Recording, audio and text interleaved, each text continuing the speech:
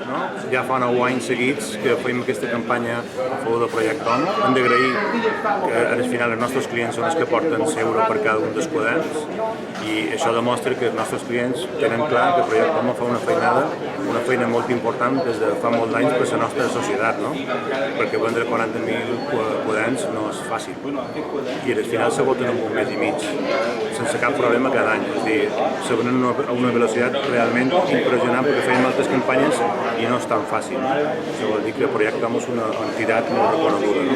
També vull donar les gràcies a l'Institut Renom, que ha fet el quadern gratuïtament, no?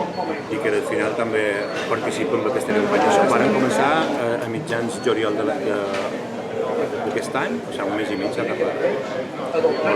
Cada quadern costa... €1. O sigui, els recaudats són 40.000. 40.000 euros. Varen fer 40.000 quaderns, se paga €1 i tot el que se recauda va a favor. No, han venut a tots els tendes repartit més o menys la mateixa quantitat i s'han venut totes a tots els tendes. I cada any feis 40.000... Cada any feim 40.000, és el límit que tenim posat. Potser podríem fer un poc més, però llavors sempre tenim altres seccions, saps? I després se dona Projecte Home i Projecte Home ho distribueix. El projecte Homo distribueix projectes com crec seus, no? Cada any. Sí, un any més i són 9 anys.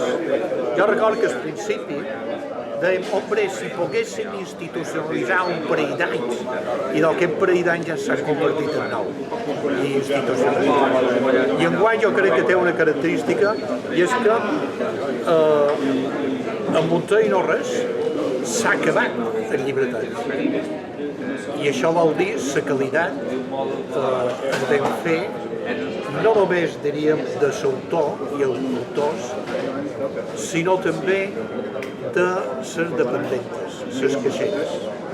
A mi m'impressiona que jo sol comprar un grapat, m'impressiona el cuidado, el carinyo, per nosaltres, que durant aquest temps, que a vegades anem en la llengua de fora, una injecció d'aquest tipus una ajuda bàsicament a tractament.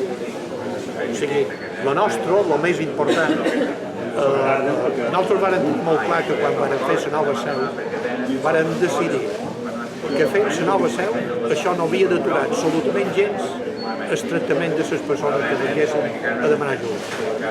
I això ho vam fer. Ara veure que devem dobbers de la nova seu.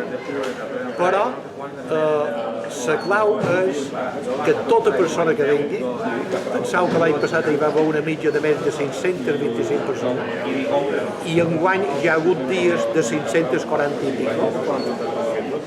Persones usuaris que venen a demanar ajuda són moltes persones i suposa molt d'equip que és el gasto majoritari nostre i per tant això s'ha de salvar i aquesta ajuda d'Eroski és El principal és que hi ha dos quaderns de dibuixants.